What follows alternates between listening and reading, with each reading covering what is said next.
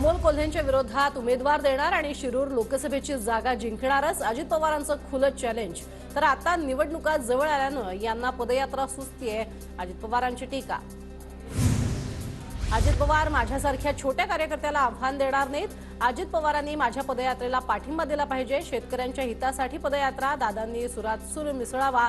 अजित पवारांच्या आव्हानानंतर अमोल कोल्हेंची प्रतिक्रिया।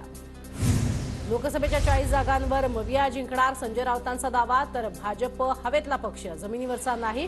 कुबड्यांवर उभ्या असलेल्या पक्षानं 45 जागा जिंकणं बाजूला ठेवावं, राऊतांची भाजपवर टीका। येत्या काळात महायुतीच्या बाजूनं वातावरण झुकवण्यासाठी प्रयत्न करू, लोकसभेच्या जागांवरनं अजित पवार यांचं वक्तव्य। लोकसभेसाठी ठाकरे गटाकडील 2 ते 3 जागांची अदलाबदल होऊ शकते। लोकसभा आणि विधानसभेसाठी जागा वाटपाचा फॉर्म्युला निश्चित, ठाकरे गटाचे खासदार विनायक राऊत यांची माहिती। पुढे सोबत येत नसल्यास लोकसभेच्या 48 जागा स्वबळावर लढणार, वंचित बहुजन आघाडीच्या प्रकाश आंबेडकर यांचा निर्धार।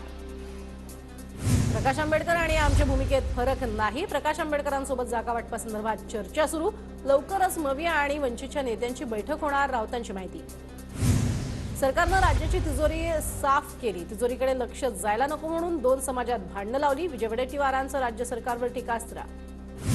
राम मंदिर भाजपची प्रॉपर्टी आहे का? राम मंदिरासाठी पहिली देणगी शिवसेनेनं 1 कोटीची दिली। अयोध्येचा सातबारा श्रीरामांच्या नावावर आहे, भाजपच्या नाही, संजय राऊतांचा घणाघात। खाल्ल्या ताटात घाण करणारी शिंदे आणि अजित पवार गटाची औलाद, ठाकरे गटाचे खासदार विनायक राऊत यांची जोरदार टीका। मुंबई लुटायचं काम भाजपनं शिंदेच्या माध्यमातून सुरू केलंय। डीएमसीच्या 92,000 कोटींच्या ठेवींमधनं 12,000 कोटी खर्च केले, ठाकरे गटाचे खासदार विनायक राऊत यांचा गंभीर आरोप। ठाकरे गटाचे आमदार राजन साळवी यांच्या कुटुंबियांना एसीबीची नोटीस, राजन साळवींचे भाऊ, वहिनी आणि पुतण्याला एसीबीची नोटीस। सुधाकर बडगुजर यांच्यासह 19 जणांची आज पुन्हा चौकशी। बडगुजर वकिलांसह पोलिसांच्या प्रश्नांची उत्तरं देणार, काही गोपनीय साक्षीदारांचा देखील पोलीस जबाब घेणार। एसटीतनं धनगर समाजाला आरक्षण देण्यासंदर्भात अभ्यास सुरू, सुधाकर शिंदेंच्या अध्यक्षतेखालील समितीनं बिहारमध्ये जाऊन माहिती घेतली। तेलंगणा आणि मध्य प्रदेशात जाऊन धनगर आरक्षणाचा अहवाल बनवणार। अजित पवारांना पुणे दौऱ्यावरती असताना सर्दीचा त्रास, अजित पवार कार्यकर्त्यांसोबत दुरून भेटत असल्याचा फोटो व्हायरल। आष्टीचे माजी आमदार भीमराव धोंडे यांच्याकडनं बीडमध्ये कृषी प्रदर्शनाचं आयोजन, खासदार प्रीतम मुंडेंच्या हस्ते उद्घाटन। मनसे अध्यक्ष राज ठाकरे आज अमरावती दौऱ्यावर, एका लग्न सोहळ्याला हजेरी लावणार, तसंच त्यानंतर राज ठाकरे पदाधिकाऱ्यांसोबत बैठक घेण्याची शक्यता। महाराष्ट्र ISIS मॉड्यूल प्रकरणामध्ये नवा खुलासा, अटकेत असलेले आरोपी फरार, दहशतवादी फारुखुल्ला घोरीच्या संपर्कात। तर हे आरोपी परदेशी हँडलरच्या संपर्कात असल्याचीही माहिती। सलग 3ऱ्या दिवशी मुंबईतल्या हवेची गुणवत्ता घसरली, हवेचा गुणवत्ता निर्देशांक 150 वर। खोकला, ताप, त्वचेच्या आजारांमध्ये आता वाढ। लासलगाव कृषी उत्पन्न बाजार समितीमध्ये कांद्याच्या बाजारभावात 60% घसरण, लाल कांद्याचे कमाल बाजारभाव 1800 रुपयांच्या आत, कांदा उत्पादकांच्या चिंतेत वाढ। अमरावतीच्या मोझरीमध्ये युवकानं 500 झाडांची संत्रा बाग तोडली, अवकाळीनं संत्रा फळांची गुणवत्ता खालावल्यानं व्यापाऱ्यांची संत्र्याकडे पाठ, संत्रा उत्पादक शेतकरी संकटात। जळगावच्या साक्रीमध्ये कांदा पिकात शेतकऱ्यानं सोडल्या मेंढ्या, कांदा 3 रुपये किलो, त्यात कांद्यावर अनेक रोगाचा प्रादुर्भाव, शेतकऱ्यांचा संताप। वाशिममध्ये कपाशीची भाववाढ होत नसल्यानं शेतकरी आर्थिक संकटात, कपाशीला कमीत कमी 10,000 दरवाढ मिळावी, शेतकऱ्यांची मागणी। सोलापूर जिल्ह्यामध्ये सोयाबीनच्या दरात मोठी घसरण, सोयाबीनची आवक मंदावली, शेतकरी हवालदिल। बुलढाण्यात अवकाळीमुळे कपाशीच्या उत्पादनावरती परिणाम, बाजारभाव नसल्यानं कापूस उत्पादक शेतकरी संकटात। नाशिकमधल्या बदलत्या हवामानाचा द्राक्षापाठोपाठ डाळिंब बागांना फटका, हजारो हेक्टरवरील डाळिंबांवरती तेल्या रोगाचा प्रादुर्भाव, शेतकरी अडचणीत। धाराशिवमध्ये खरीप 2020 मधील पीक विमा रकमेवरील व्याजाच्या नुकसानीसाठी तक्रार याचिका दाखल, मूळ विमा रकमेपैकी 168 कोटी न दिल्याचं उघड। देशामध्ये कोरोनाच्या नव्या सब व्हेरियंटचा शिरकाव, भारतात संख्या कमी तरी परिस्थितीवरती लक्ष कायम, भारती पवार यांची माहिती। देशात कोरोना रुग्णसंख्येत वाढ. एका दिवसात कोविड-19ची 656 नवीन प्रकरणं समोर. उपचाराधीन रुग्णांची संख्या 3742 वर. व्हायरसचा धोका नाही, पण काळजी घेण्याचं आवाहन. ठाण्यात कोरोनाचा शिरकाव. JN1च्या व्हेरियंटचे नवे रुग्ण सापडले. आता JN1चे 5 रुग्ण.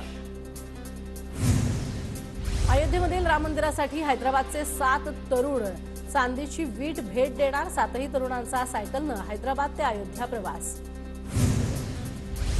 गडचिरोलीमध्ये लोक बिरादरी प्रकल्पाला 50 वर्ष पूर्ण. ज्येष्ठ समाजसेवक डॉक्टर प्रकाश आमटे आणि मंदाकिनी आमटेंनी सुरू केला होता लोक बिरादरी प्रकल्प. अमरावतीच्या धामंत्री गावामधील प्राचीन शिवमंदिरामध्ये भाविकांची गर्दी. 19व्या शतकातील नागेश्वर महादेव मंदिरात बसवण्यात आली आहे तब्बल 411 किलोची घंटा. नाताळ आणि नवीन वर्षानिमित्त चंद्रपूरच्या ताडोबा अभयारण्यात पर्यटकांची मोठी गर्दी. ताडोबाची बुकिंग ऑनलाईन होत असल्यानं पर्यटकांच्या संख्येत वाढ.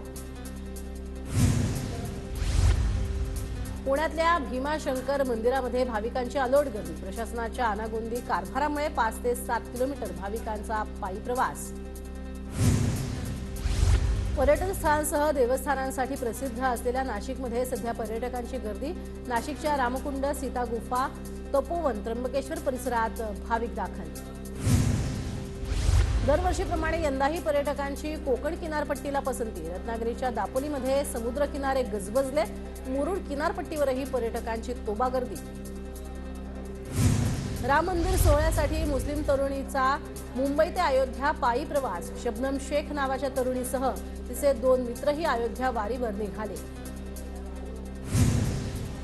वाशिमच्या रिसोड शहरातनं अयोध्येतील अक्षदा कलशाची मिरवणूक. मिरवणुकीमध्ये भाविकांचा मोठ्या संख्येनं सहभाग. नाशिक मुंबई महामार्गावर वेल्होलीजवळ पहाटेच्या सुमारास गाडीचा अपघात. 8 जण जखमी. खासगी रुग्णालयात उपचार सुरू. पुण्यातल्या गणेशपेठ आवारातील गादी कारखान्याला भीषण आग. अग्निशमन दलाकडून आग विझवण्याचं काम सुरू. नगरच्या माळीवाडा बसस्टँड समोरील हॉटेलला आग. आग आटोक्यात. हॉटेलचं मोठ्या प्रमाणात नुकसान. भंडारा जिल्ह्यातल्या चपराडच्या पहाडीवरती बिबट्याचा मुक्त संचार. पहाडीवरती असलेल्या दुर्गा मंदिरातील भक्तांमध्ये भीतीचं वातावरण. पुरंदरच्या शिवरीमध्ये ठाकरे गटाच्या वतीनं जनावरांना चारा पाणी वाटप. यंदा शेतकऱ्यांची परिस्थिती बिकट असल्यानं जनावरांसाठी चारा उपलब्ध करून देण्याचं आवाहन.